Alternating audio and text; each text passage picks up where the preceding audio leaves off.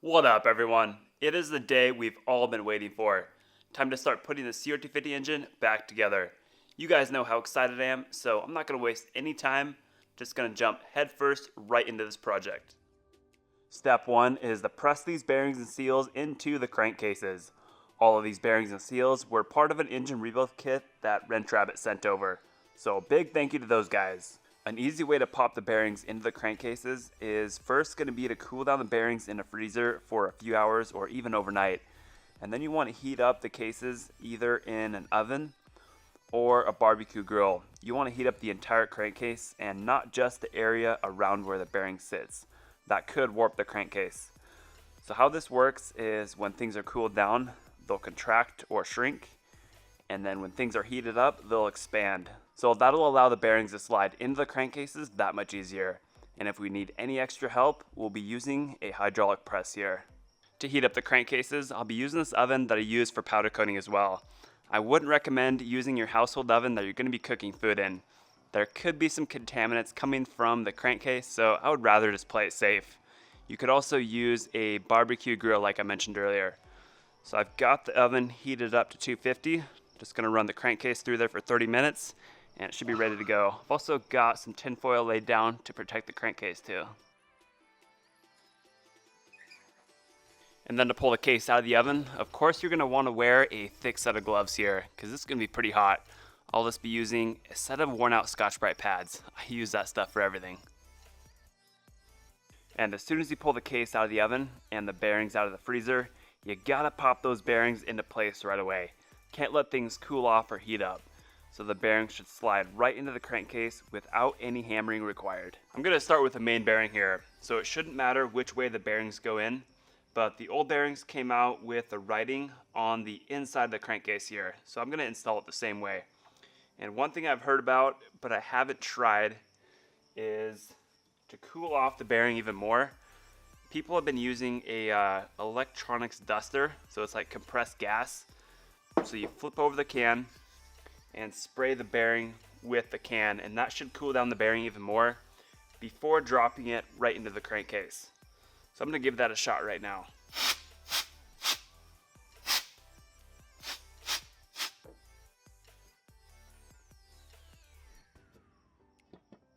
So I've got the bearing in about 90% of the way, and I really don't want to hammer on it. So I'm going to use the press to push it in the rest of the way. So whenever you're installing a bearing, you always want to push on the outside race of the bearing, not the inner race. And I've actually got this part from a crankshaft installer tool that I'll be using later on in the video, and it fits perfectly on top of the bearing here. So this will work great to press that bearing in the rest of the way. Just going to line everything up here on the press. Should be good to start pumping it down.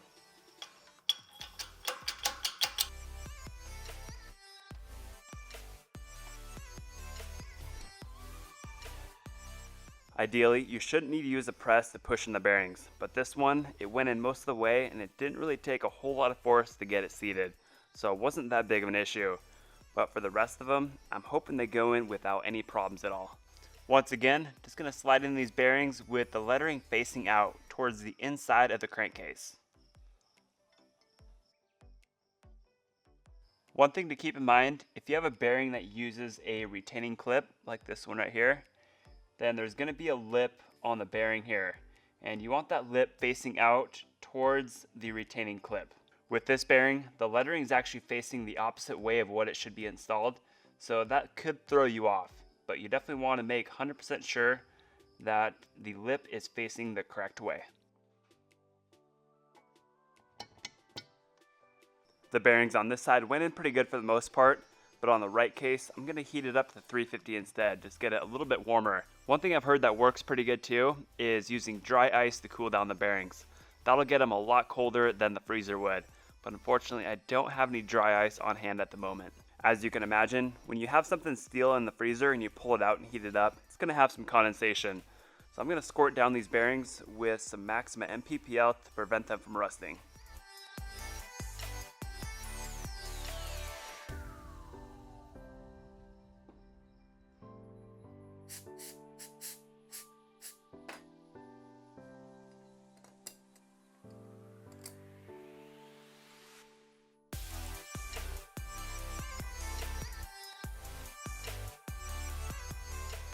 The bearings on this case definitely went in a lot easier. So I had the case in the oven at 350 for 30 minutes and then hosed down the bearings with the air duster upside down to cool down the bearings even more.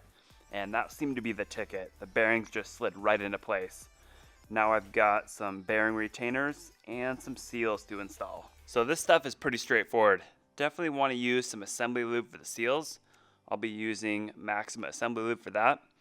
And for the bearing retainer bolts, definitely want to throw some Loctite on those threads.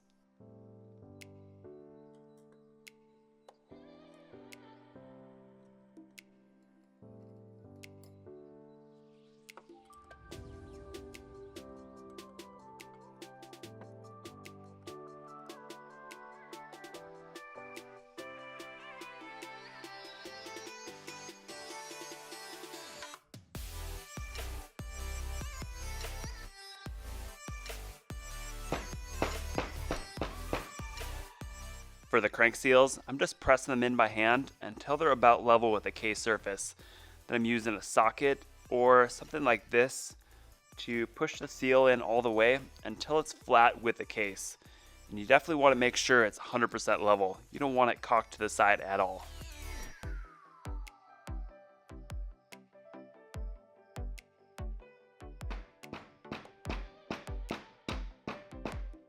Actually, I was watching some older video of when I popped these old seals out, and it looks like the previous seal was actually in a little bit farther. So I'm just gonna press this seal in just a tad bit more to match.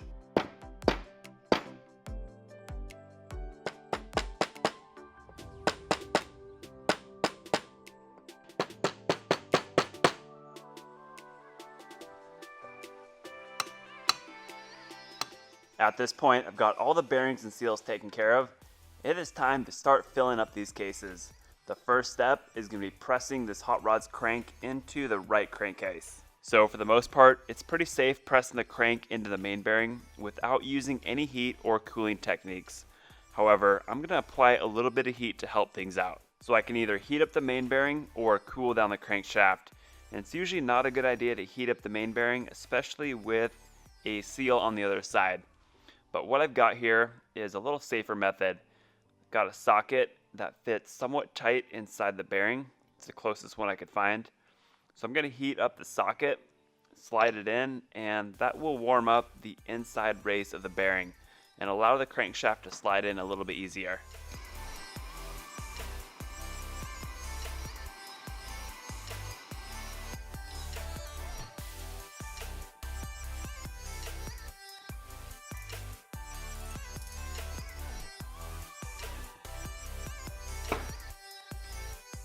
That actually worked out a lot better than I was thinking, so I won't even need to use the crankshaft puller. Kind of a bummer, I haven't even got to try the thing out yet. One thing I didn't mention is it's a good idea to put some premix or assembly lube into that main bearing before you slide the crank in. So far the hot rod's crank and the bearings and seals have all checked out fine. Everything has gone together pretty smoothly. And now this is really what I've been looking forward to, getting this thing up on the engine stand and starting the building process. So basically I'm just going to slide these studs through the engine mounting holes and fasten it to the stand using the wing nuts.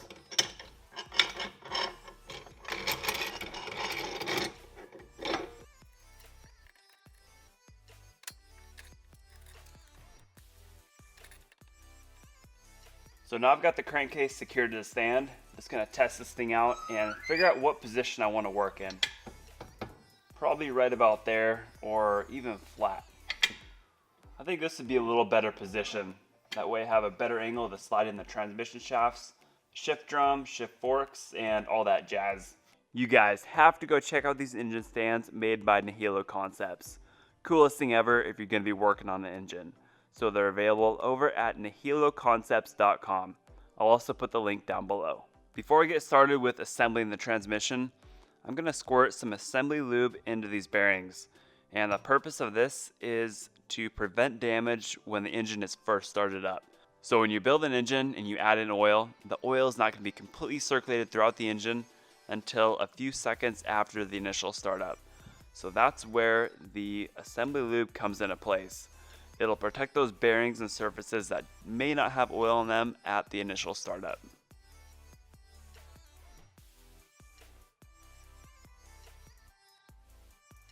As you can see, there is a lot of parts to the transmission, so you want to make sure you've got everything there before you start the assembly process.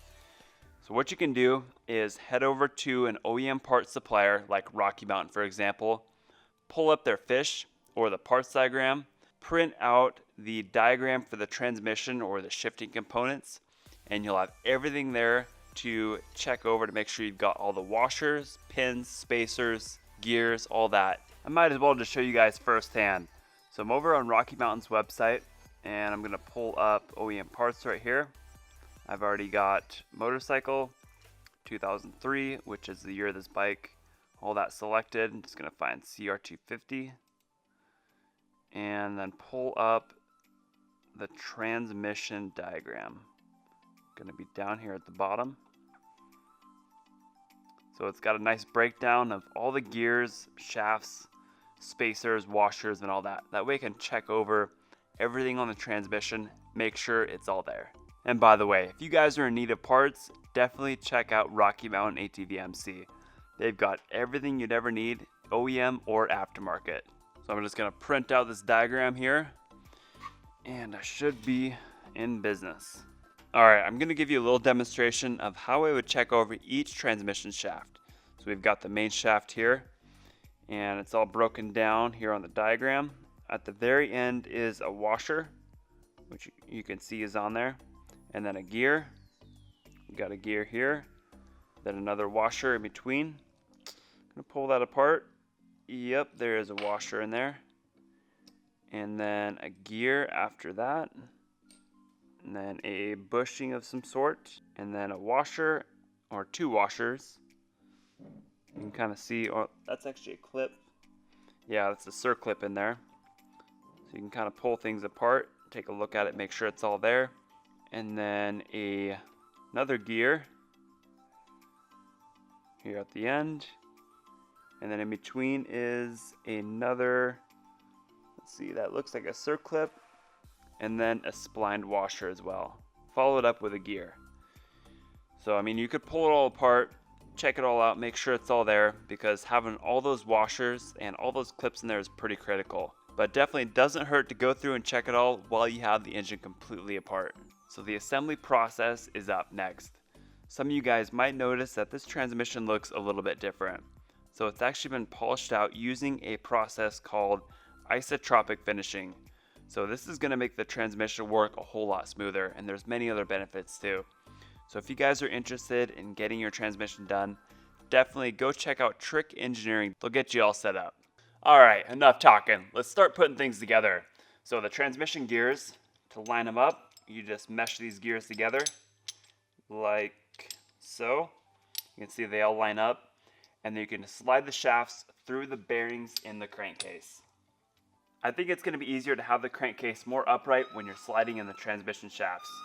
That way you don't have to hold the washers into place and the gears don't start sliding on the shaft. Let's give this a shot here.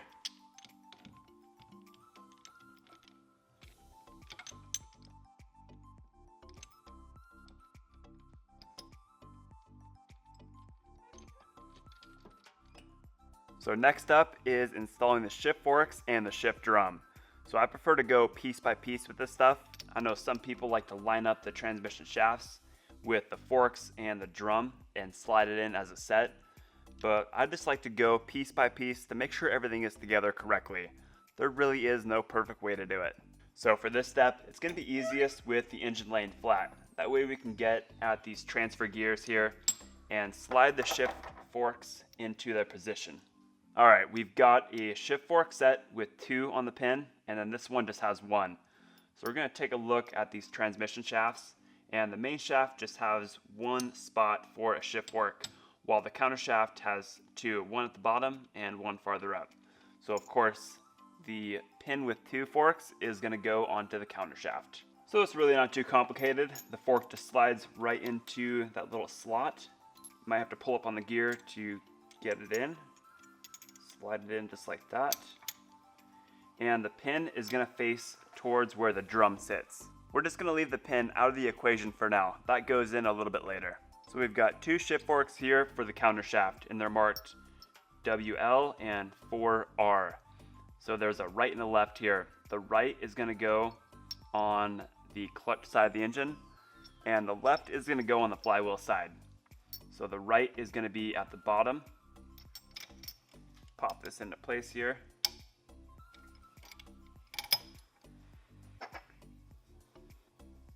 And then the left side is going up top.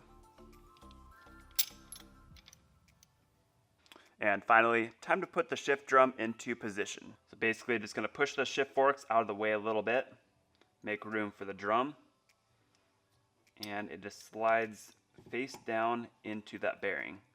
Make sure you get it seated all the way. Now to get the shift forks into the drum, they just pop right into those little grooves there.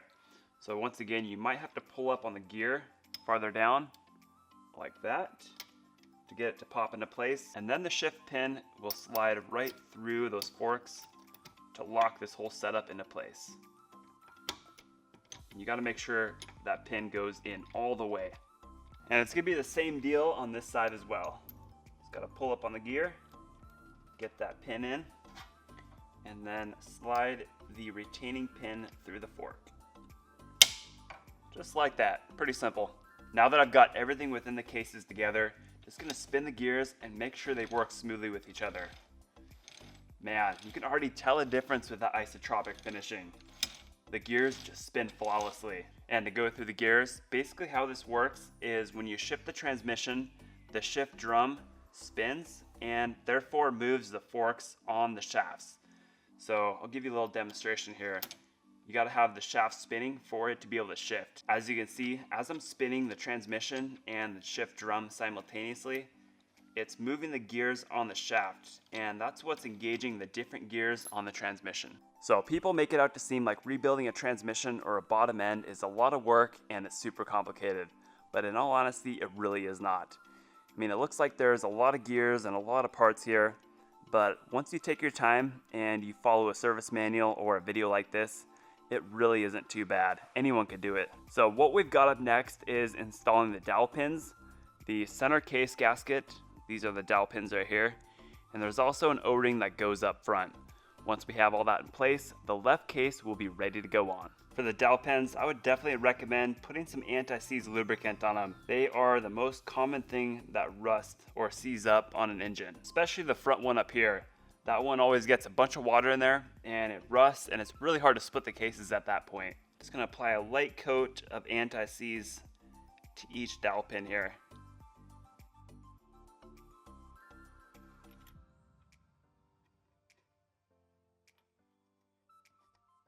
And before I slide this O-ring and the gasket on, I'm gonna put a little layer of grease on the entire gasket surface. So what this does is it helps keep the gasket into place during the assembly. And then if anything happens, like I need to pull the crankcase back apart, the gasket will not be stuck and it won't rip as easily when I split those cases back apart. So you just never know when you'll have to pull those cases back apart during the assembly process. And the grease I'll be using is just this general Maxima waterproof grease. So it doesn't really take much of a layer on there, just a light dab around the whole thing.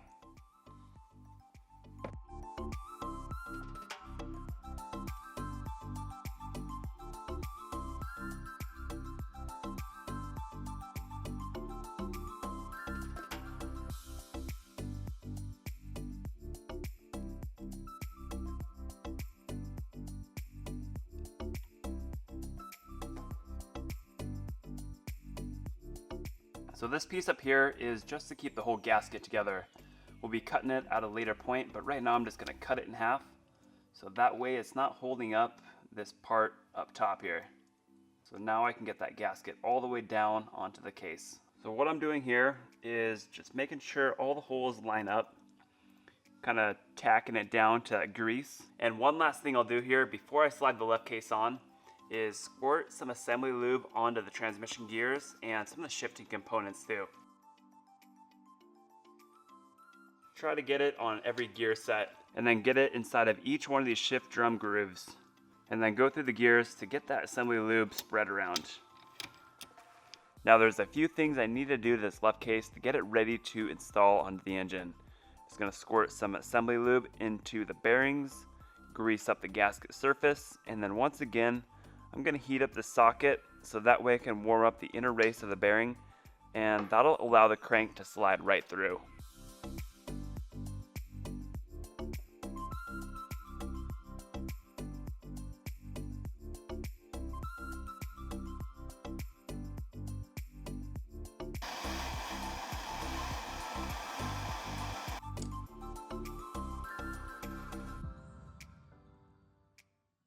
Now the left case should just slip right on, but I gotta be quick about this before that bearing cools down.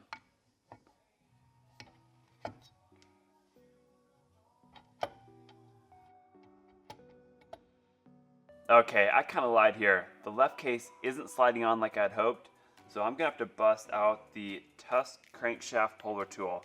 This is gonna thread onto the end of the crank and pull the crank into the left crankcase, or push the left case down onto the crank, whatever way you want to call it. So first we've got the adapter for the puller, and then a nut that threads onto the end of the crank. So thread this all the way down. And then here's the puller shaft, just threading onto the crank. Then we've got the puller body here, just slides over the whole thing. There we go. So ideally, you like to have these bars underneath the puller. That way you have a nice flat surface to get leverage on. But from the looks of it, I'm not gonna have enough thread here. So I'm just gonna have to go directly onto the crankcase like that. Should still work out just fine. This should be pretty self-explanatory. As I tighten down this nut, it's gonna pull up on the shaft, which is connected to the crankshaft, and push down on the crankcase at the same time. So it's gonna bring this whole unit together. All right, time to get pulling on this crank. So as I'm tightening down this nut, I gotta make 100% sure that this thing is going on straight.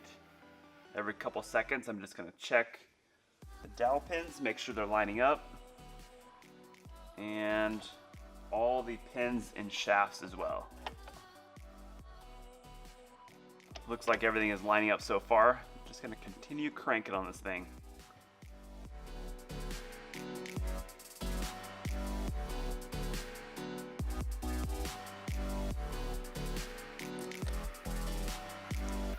Got everything pressed together. Seems like everything lined up really well. So first time using this tool and I'm pretty impressed. Seems like it worked pretty well.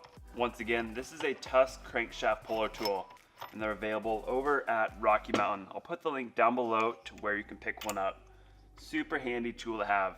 Definitely saved the day on this build.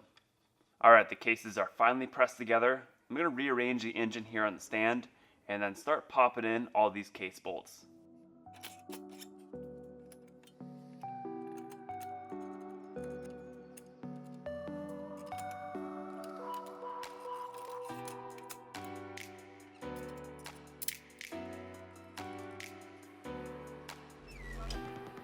Now for the case bolts, I'm going to get them all started into the threads before I start tightening things down. Sometimes they'll get hung up on the gasket and you kind of have to shift things around to get them to line up.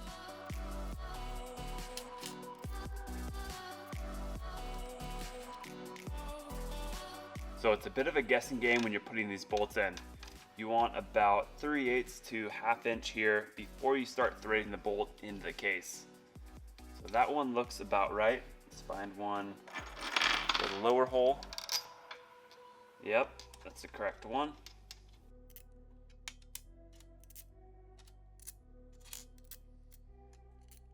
Now it's pretty important to try to tighten these down evenly.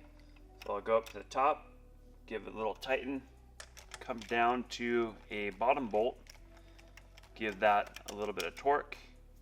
Just kind of work my way around in a even pattern here.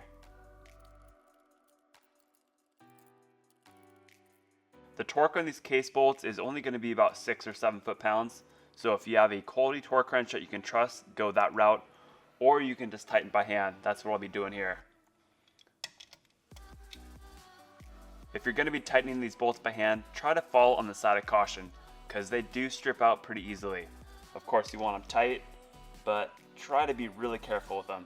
And while I'm at it, I'm going to go ahead and install the drain plug with a new crush washer. Now that we've got everything together and tightened down, I'm just going to go through and make sure everything spins without any major hesitation. Crank feels pretty good. Transmission as well. So I'm gonna install the piece on the end of the shift drum, so that way I can go through the gears, make sure everything is functioning properly. You definitely don't want to forget this little pin that goes on the end of the shift drum.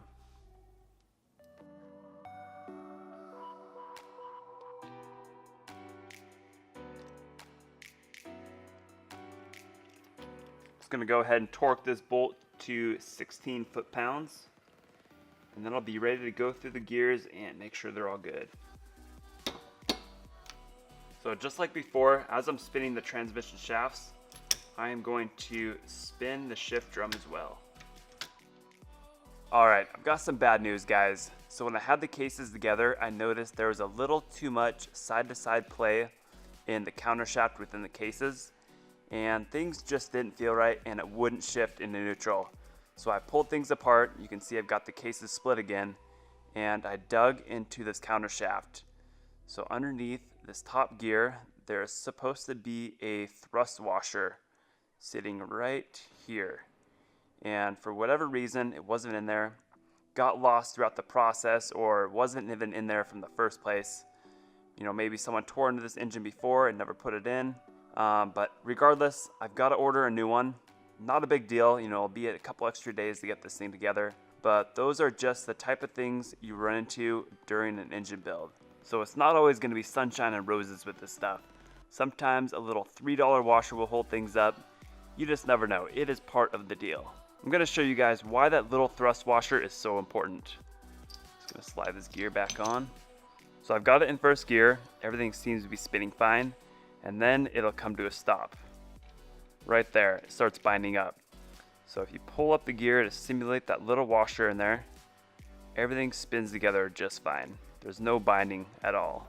So I'm going to pull this back apart and show you the little gap there where that washer should be. I'm just going to put the collar and the top washer into place. So you see that little amount of play there where that washer should be. That makes a world of difference in how the transmission spins and shifts. It's crazy. Here's the thing to take away from this. If you're putting things together and you notice something isn't quite right, or there's any question whatsoever, don't hesitate to pull things back apart and double check. I mean, I would hate to get this thing together and realize it doesn't shift into neutral and the transmission is binding up. So always double check your work, especially when it comes to the transmission. I mean, that would be a nightmare to pull this whole bike back apart just for a stupid little washer. Alright guys, I'm gonna go order that little washer, and there's actually a few other things I need to order up as well. And as soon as that stuff comes in, the next video will be on putting this thing back together and getting the whole bottom end in one piece. So that'll include the clutch, the shifting components, flywheel and stator, and some other parts and pieces as well. So stay tuned for that video. If you guys enjoy this one, go smash that like button. It really helps me to continue to do these videos. Well, I'll see you all in the next one.